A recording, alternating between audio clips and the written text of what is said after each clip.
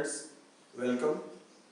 आज हम लोग बात करेंगे किरचॉफ के नियमों की, क्योंकि जब हम सर्किट्स को देखते हैं, स्पेशली डीसी सर्किट्स को, यानी दिष्ट धारा परिपथ को, तो दिष्ट धारा परिपथ में एक बैटरी होती है, रेजिस्टेंसेस होते हैं, कैपेसिटर्स होते हैं।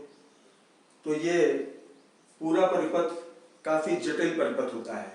जटिल होने की वजह से हमें इस पूरे परिपथ में जब धारा की स्थिति को जानना होता है, मेंटेनेंस की स्थिति को समझना होता है, तो यहाँ पर इन नियमों की आवश्यकता पड़ती है, जिसे हम किरचॉफ के नियम कहते हैं।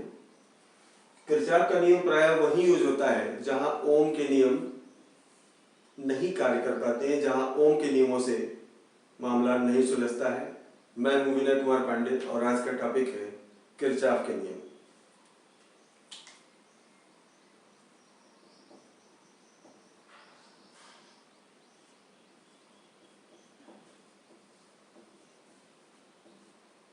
Kirchhoff law. किरचॉफ ने परिपथों को सुलझाने के लिए दो नियम दिए, जिन्हें हम दो अलग अलग नामों से जानते हैं। पहला नियम है किरचॉफ का संधि नियम, इसे केसीएल भी कहते हैं। अब ये हम आपको समझाएंगे केसीएल का मतलब क्या है। और दूसरा है किरचॉफ का वोल्टता नियम या मेश का नियम, इसे हम केवीएल के नाम से जानते हैं। ये दो अलग अलग नियम हैं किरचॉफ के, जिनके सहारे हम विद्युत परिपथ में धाराओं की स्थिति जान सकते हैं, उसका मूल्य जान सकते हैं। ये न्यूमेरिकल वैल्यूज के लिए खासा जरूरी होता है। तो सबसे पहले हम देखेंगे किरचॉफ का संधि नियम केसीएल। हमें देखना है किरचॉफ करंट लॉ। हमने यहाँ करंट की बात की है, हम करंट की बात करने जा रहे हैं, इसलिए हमने इसको कहा किरचॉफ करंट लॉ। किरचॉफ का संधि नियम यह कहता है किसी भी संधि पर संपूर्ण धाराओं का बीजगणितीय योग सदैव शून्य होता है, अर्थात सिग्मा I इक्वल टू 0। किसी भी संधि पर समस्त धाराओं का बीजगणितीय योग सदैव शून्य होता है। यह किरचॉफ का संधि नियम है। इसको देखें किस प्रकार। इसका अर्थ हुआ कि हम कुछ धाराएं बनाएं। ये मैं धाराएं बना दे रहा हूं, ये आपकी संधि हो जाए। इस संधि पर हमने ये पहली I1 रखा, पहली करंट, ये I2 है, ये I3 है, ये बाहर की ओर बनाने के लिए हमने बना दिया I4, ये I5 है और इसे मैं कर देता हूं I6। तो यहाँ पर आप देखेंगे कि कुछ धाराएं संधि की ओर जा रही हैं, जैसे I1 जा रही है, I2 जा रही है, I3 जा रही है, I6 जा रही है, और कुछ धाराएं क्या कर रही हैं, बाहर जा रही हैं संधि से। तो यहाँ पर समस्त धाराओं को अगर हम संधि पर देखें, सबको जोड़ दें, तो उनका योग शून्य आना चाहिए, यानी संधि की तरफ आने वाली धाराओं का नेट योग संधि से बाहर जाने वाली धाराओं के नेट योग के बराबर होना चाहिए। यानी अगर हम यहां से देखें तो I1 plus I2 plus I3, जितनी जाने वाली धाराएं मैं उन्हीं को लिख रहा हूं, I6, और बाहर निकलने वाली धाराओं को I4 प्लस I5, यानी अंदर आने वाली धाराएं और बाहर जाने वाली धाराएं आपस में बराबर हैं। तो बच्चों यहां से एक कंसेप्ट और तैयार होगा। यह आवेश के संरक्षण के नियम को भी स्वीकार करता है। अर्थात करंट बराबर है तो इसका मतलब आवेश भी बराबर है, यानी आने वाला आवेश बराबर जाने वाला आवेश, यानी संधि पर न तो आवेश नष्ट होता है न तो उत्पन्न होता है। अर्थात जितना आवेश संधि पर पहुंचता है उतना ही आवेश संधि से बाहर जाता भी है। इस नियम को केसीएल यानी किरचॉफ का संधि नियम कहते हैं। अब बच्चों हम दूसरे टॉपिक पर चलेंगे, किरचॉफ का वोल्टता नियम।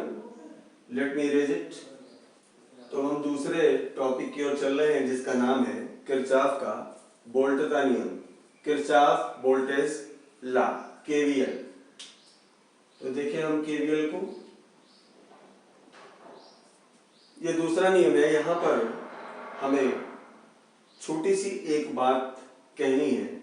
हम वहां पर धाराओं की बात कर रहे थे, अभी हमें विभव की बात करनी है, चूंकि नियम ही है वोल्टता का।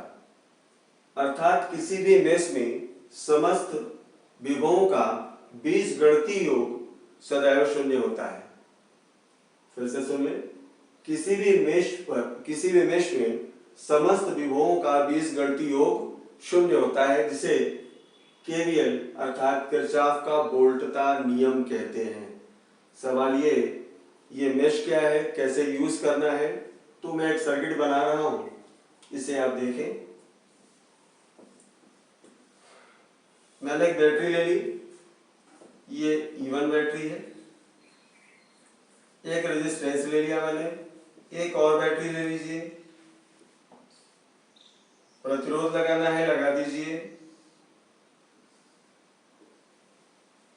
एक रेजिस्टेंस आप और ले लीजिए, कोई दिक्कत नहीं। इस सर्किट को बनाते समय आपको जहां से भी रेजिस्टेंस लेना है आप ले सकते हो, जहां से भी बैटरी लगानी है आप लगा सकते हो। इसको मैंने E1 लिया है, इसे मैं E2 ले रहा हूं। अब धारा की स्थिति को बना देता हूं, कहां कहां से धारा निकलेंगी। ये रहा पॉजिटिव, ये रहा नेगेटिव, ये पॉजिटिव, ये नेगेटिव। बच्चों धारा इधर से नेगेटिव से प्लस की ओर निकलनी चाहिए, तो यहाँ हमारी I1 धारा इस तरह निकलेगी। यहां से भी एक धारा निकलनी चाहिए, ये I2 होगी। दोनों धाराएं यहां आके मिल रही हैं, इसका नाम मैंने I3 रख दिया है। अब रेजिस्टेंसेस को भी आप नाम दे दें। यहाँ पे है R1, यहाँ पे है R2 और यहाँ पर है R3। इस सर्किट को हम सॉल्व करेंगे दो मेष लेकर। मेष एक ऊपर ले लें आप, या दो इसे ले लें, या अगर इसे एक लेना हो तो इसे दो ले लें।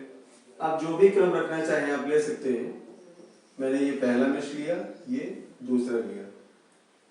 अब आपको यह देखना है कि धारा की दिशा के साथ चलना है।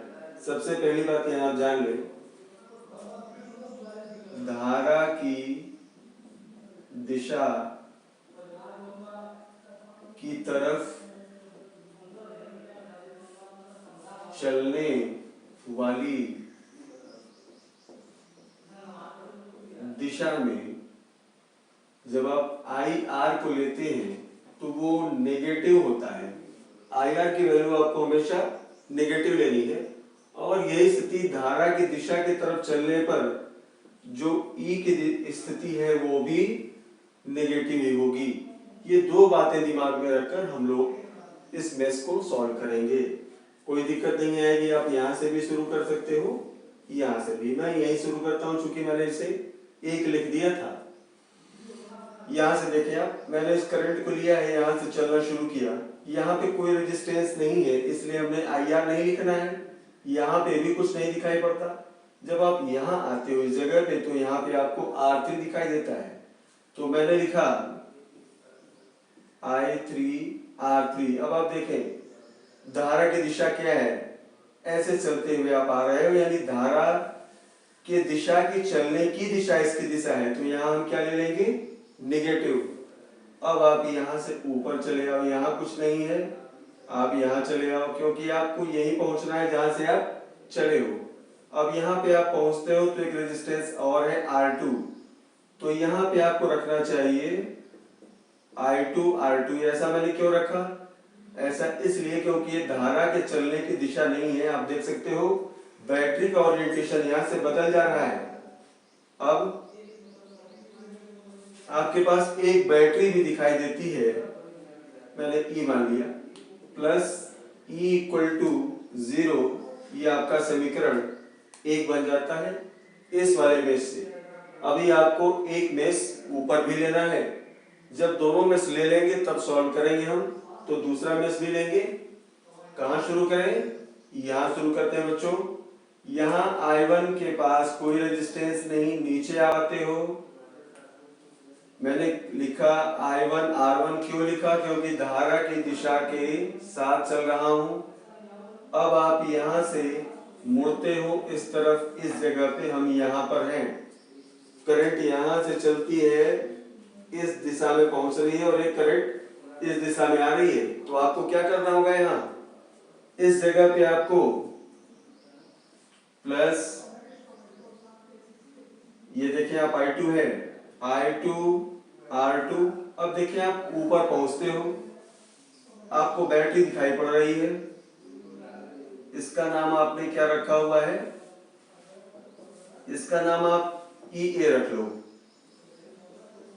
इसे मैं प्लस रख रहा हूं और इस वाले को माइनस रख रहा हूं, और ये समीकरण 2 है।